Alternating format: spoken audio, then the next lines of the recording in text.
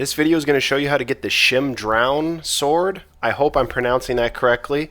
And this weapon is so much fun to use. I definitely suggest going after and getting it. It's not very hard to get, and I'm going to show you how. Plus, if you're playing as a stealthy character, you got like the ninja perk unlocked, definitely go after this. So after playing through the first little bit of the main storyline, you're going to unlock detective cases.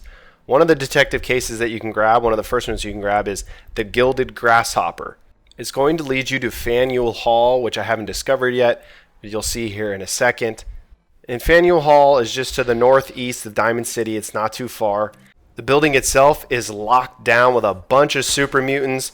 You're going to have guys with missile launchers. You're going to have a couple legendary enemies inside the building. So just be prepared. Bring stim packs as I choke right there on that sniper shot. I would definitely hold off on coming over and storming this building if you are a lower level. Like I said, there's a lot of super mutants, there's legendary enemies, and here's the guy right here with the missile launcher. So just be careful as you approach the building, and then obviously be careful when you get inside the building. Once you get inside, there are a ton of enemies. You see all those red dots on the bottom there. Those are all friggin' super mutants.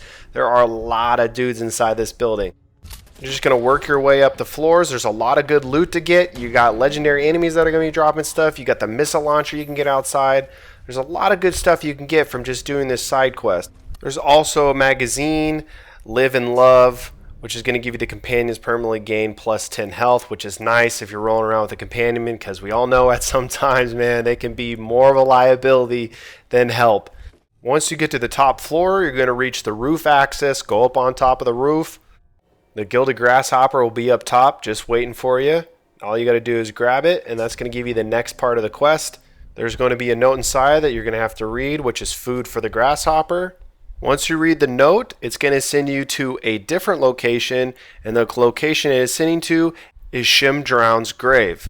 His grave is located just a little bit north of where you're going to be getting the Gilded Grasshopper, just a little north of the Pikmin Gallery. There's Diamond City down there just to kind of give you a little frame of reference. When you get to the cemetery, you're going to dig them on up. Once you do that, you're going to see there's his sword, Shem Drowne Sword, chilling right next to him. Along with the sword, there's also going to be some silver and some copper bars. You can see the sword stats right there. It does radiation damage, and then obviously you'll be able to make it better at a weapons bench. So here's just some gameplay of me just dicking around with this thing. It's a lot of fun to use, especially with raiders that are having melee weapons. This dude's coming at me with a wrench and just start hacking and slashing with this thing. It is a lot of fun to use. I definitely would suggest going to get it. It's not very hard to get either, and especially if you're going to be a stealthy character, you know, this could be a weapon that you really like, something you want to go after. It's not really hard to get.